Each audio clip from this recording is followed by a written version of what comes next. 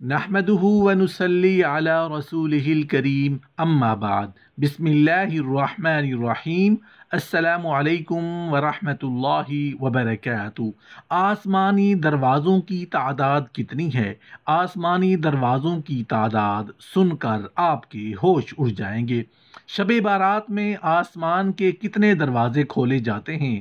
زمین و آسمان پر آنے اور جانے کے لیے جبرائیل علیہ السلام آسمان کے کتنے دروازوں سے گزر کر آتے ہیں؟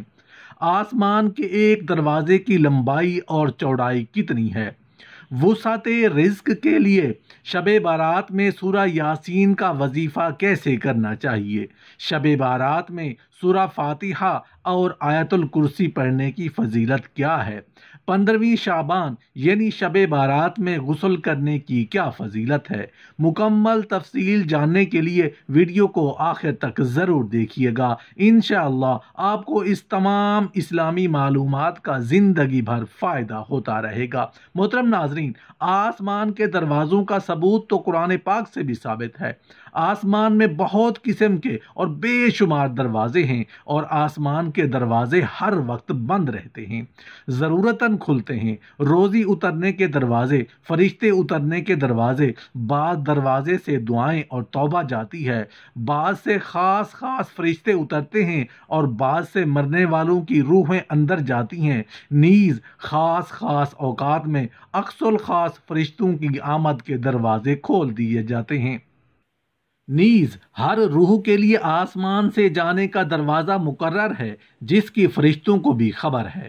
نمازیوں کے لیے اور دروازے ہیں، حاجیوں کے لیے اور، غازیوں کے لیے اور دروازے، اور صحابیوں کے لیے اور ہیں۔ ایک دروازہ وہ بھی ہے جو خاص رسول اللہ صلی اللہ علیہ وآلہ وسلم کے معراج شریف میں عرش اعظم بلکہ لامکاں تک جانے کے لیے کھلا تھا۔ وہ پہلے کسی کے لیے نہ کھلا تھا اور نہ بعد میں کسی کے لیے کھلا۔ شب معراج رسول اللہ صلی اللہ علیہ وسلم کے ساتھ جبرائیل امین علیہ السلام گئے تو پہلے آسمان کا دروازہ کھلوایا تو پہلے آسمان کے دربان نے پوچھا، تم کون ہو اور تمہارے ساتھ کون ہے؟ اگر یہ بھی دروازہ ہوتا تو اس سوال کے کیا معنی تھے کہ تم کون اور تمہارے ساتھ کون؟ صرف آج پوچھا گیا، حالانکہ دن میں کئی بار جبرائیل علیہ السلام آتے اور جاتے تھے لیکن کبھی نہ پوچھا گیا۔ تو معلوم ہوا یقیناً آسمان میں دروازے ہیں، بے شمار اور ان گنت دروازے ہیں۔ نیز ایک دروازہ وہ ہے جس سے بندوں کی توبہ جاتی ہے۔ یہ دروازے مدینہ منورہ سے جانب مغرب آسمان میں واقع ہے۔ اس کی چوڑائی 70 سال کی راہ ہے۔ اللہ اکبر!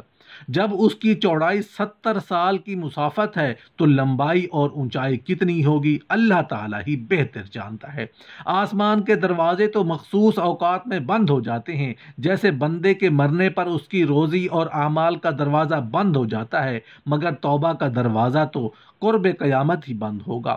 رسول اللہ صلی اللہ علیہ وسلم ارشاد فرماتے ہیں، اللہ تعالیٰ نے توبہ کے لیے مغرب میں ایک دروازہ بنایا ہے جس کی چوڑائی 70 سال کی ہے اور اس وقت تک بند نہیں ہوگا جب تک کہ سورج مغرب سے طلوع نہ ہو۔ اس سلسلہ میں ایک حدیث ملاحظہ فرمائیں۔ روایت ہے حضرت ابن عباس رضی اللہ تعالی عنہ سے کہ جب حضرت جبرائیل علیہ السلام رسول اللہ صلی اللہ علیہ وسلم کے پاس بیٹھے تھے تو جبرائیل علیہ السلام نے اوپر سے ایک آواز سنی اور اپنا سر مبارک اٹھایا اور عرض کی کہ یہ آسمان کا دروازہ کھولا گیا ہے جو آج کے علاوہ نہ کھولا گیا تھا۔ اس سے پہلے ایک فرشتہ اترا، یہ وہ فرشتہ زمین پر اترا ہے جو آج کے علاوہ کبھی نہ اترا۔ اس فرشتہ نے آ کر سلام کیا اور پھر کہا کہ آپ خوش خرم ہوں ان 2 نوروں سے جو آپ کو دیے گئے اور آپ سے پہلے کبھی کسی کو نہ دیے گئے۔ وہ 2 نور یہ ہیں، ایک سورہ فاتحہ، دوسرا سورہ بقرہ کی آخری آیاتیں۔ نیز فرشتہ نے کہا، یا رسول اللہ، ان 2 نوروں کے ہر حرف کے بدلے میں آپ کو اس کا اجر ملے گا۔ حدیث پاک کا یہ مطلب ہے کہ آج آسمان کا یہ دروازہ اس فرشتہ کے لیے کھولا گیا تھا۔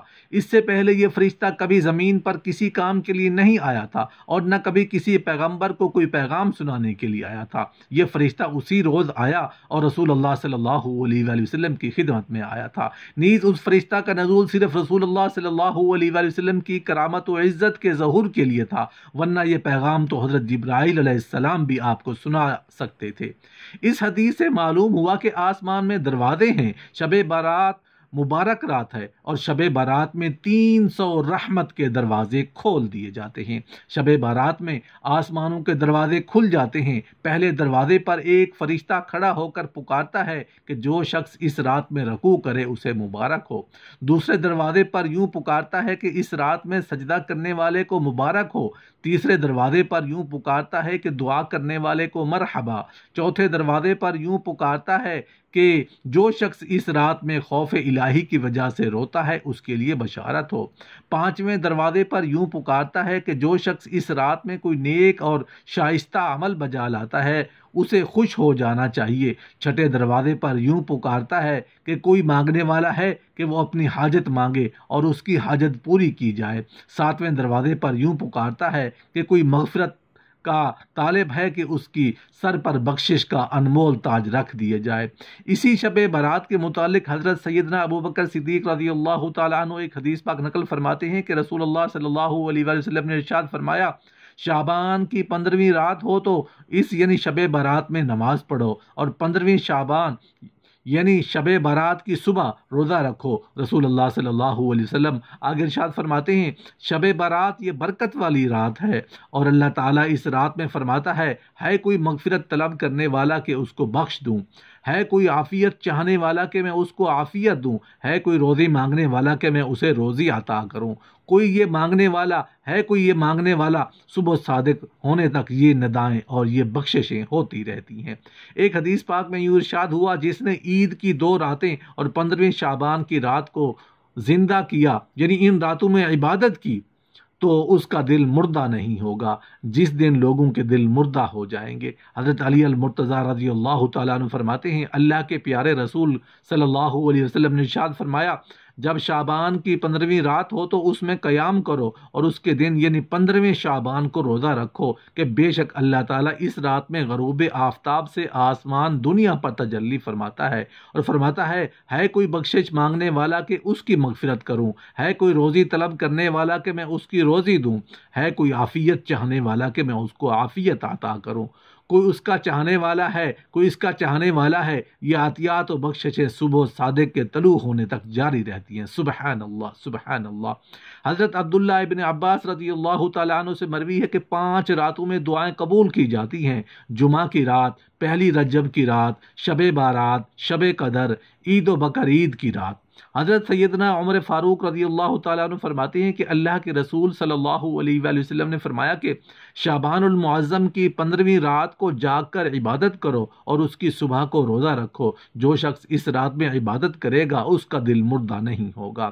ایک حدیث میں ہے کہ رسول اللہ صلی اللہ علیہ وآلہ وسلم نے ارشاد فرمایا کہ شب بارات کی عزت و حرمت کرو کیونکہ اللہ تعالیٰ نے اس کو مکرم و معظم کیا ہے، تو جو شخص دوزخ سے امان چاہے وہ اس رات میں اللہ تعالیٰ کی عبادت کرے۔ سبحان اللہ۔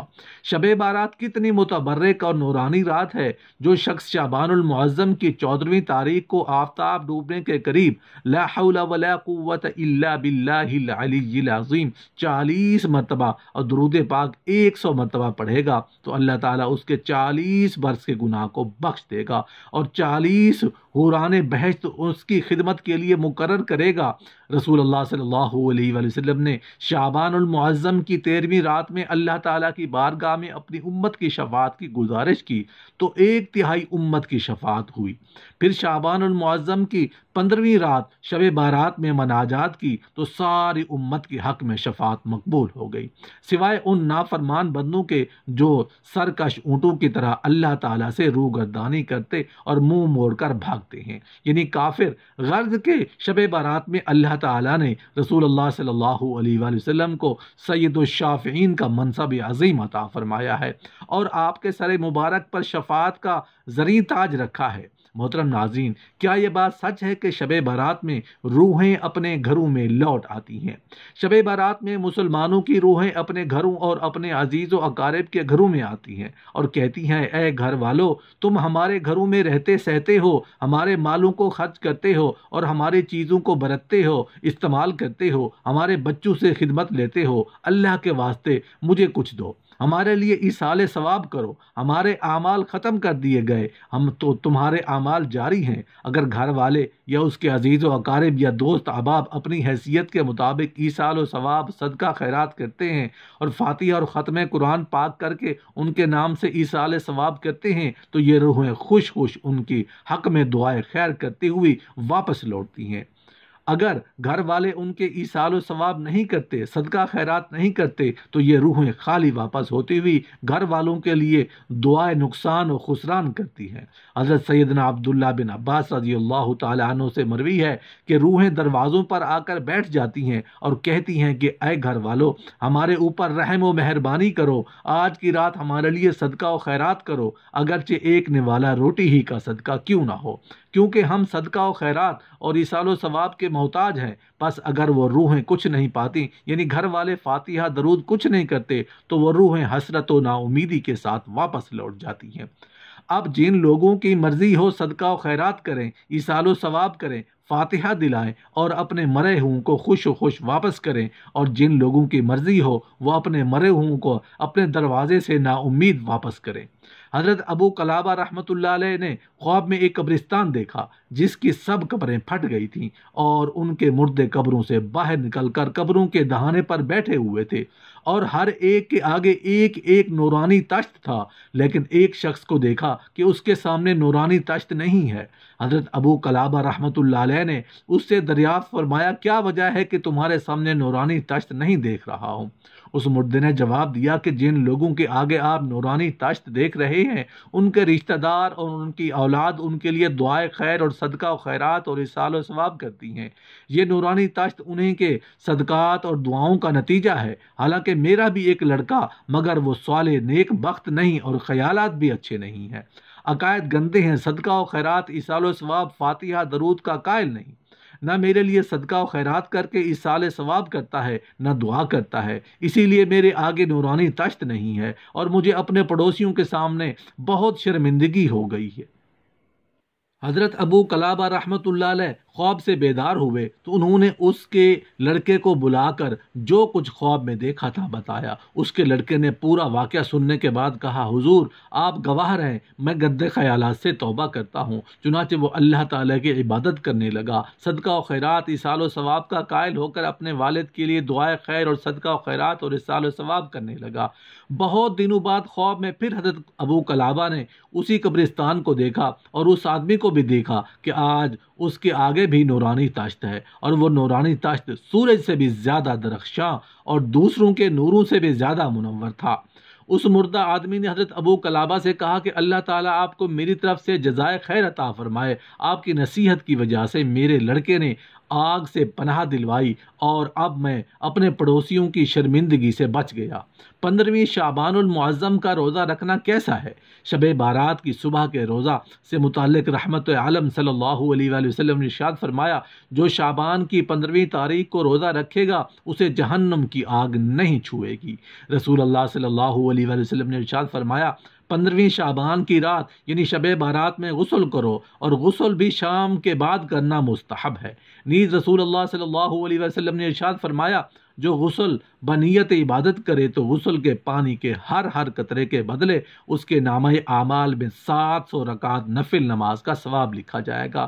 پھر غسل کے بعد 2 رکعت تحیۃ الوضو کی نیت سے پڑھے اور ہر رکعت میں سورہ فاتحہ کے بعد 1 مرتبہ آیت الکرسی اور سورہ اخلاص پڑھے، سورہ 3 مرتبہ پڑھے۔ پھر نماز تحیۃ الوضو پڑھنے کے بعد 8 رکعت نماز پڑھے، جس کی ہر رکعت میں سورہ فاتحہ کے بعد سورہ قدر پوری سورت 1 مرتبہ اور سورہ اخلاص 25 مرتبہ پڑھے۔ رسول اللہ صلی اللہ علیہ وسلم نے فرمایا، جو شخص یہ نماز شب برات میں پڑھے تو اس کے تمام گناہ بخش دیے جائیں گے، وہ گناہوں سے ایسا پاک و صاف ہو جائے گا جیسے آج ہی اپنی ماں کے پیٹ سے پیدا ہوا ہو۔